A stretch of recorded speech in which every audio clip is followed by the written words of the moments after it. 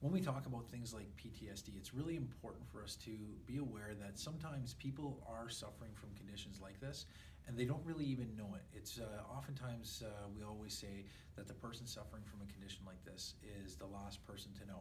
So people who are around them, their loved ones, their friends, they're going to notice changes in a person's personality and perhaps how they're interacting with other people.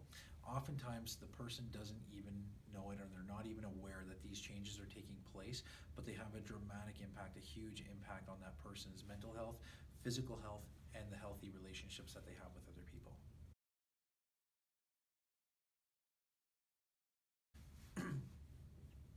When we look at different causes of things like PTSD, what we have to really be aware of is that sometimes there is a single event that can cause these type of symptoms, or this type of or have this type of an impact on officers or individuals. Oftentimes it's more than that. What we find is that it's cumulative events. It's the constant exposure to several different things that people are not exposed to on a daily basis. You know, a difficult scene with car accidents, difficult scenes with children, difficult cases that people come across. These things all compound one on top of the other, and a person may be dealing with things fine, but then they get that one incident that just kind of puts them over the edge and gets them into a situation where they may need some help or some intervention. It's really important for us to know that, be aware of that, so that when we do see these things piling up inside of ourselves, that we are able to reach out for help.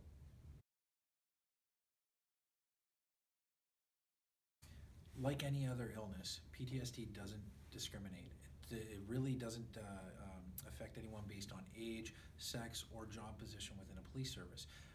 In a police service, we have a lot of different people who are exposed to a lot of different things, and they all have different functions within our service. I mean, when we all think about it, we think about the police officer on the front line who's going to calls for service and experiencing these oftentimes difficult or horrendous situations. What we don't think of is the call takers or the dispatchers who are behind the scenes, who are listening to the radio transmissions, who are listening to the phone calls and getting those really difficult calls from people who are in a state of crisis or in a dangerous situation. Sometimes we forget about them because they're behind the scenes, but these situations can have just as significant impact on those individuals as it does on frontline workers.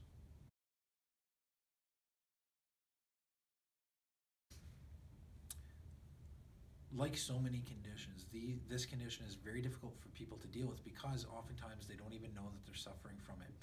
And it's often really hard to pull someone out of a situation where they are suffering from these things.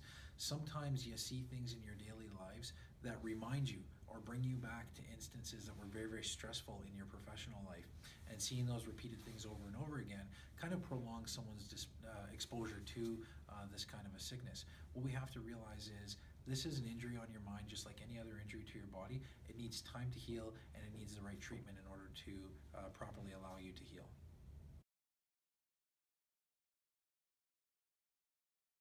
So everybody kind of has their own way of coping. Some people cope by talking in large groups, some people cope by talking one-on-one, and some people cope by just taking time to themselves. It's really important for us to acknowledge that everyone does have a different way of dealing with things, and to really support them through those ways of dealing with things. What we found as a service and as frontline workers is that it's often easier to deal with situations when somebody is available who understands what you're going through, to be able to talk to you about that. We have a great mechanism in place that automatically triggers a response from a peer in your workplace to come back and speak to individuals who've been in a high stress situation, just to help debrief them and help them, let them know they're not alone in their feelings or their thoughts, and to help them learn how to process those feelings.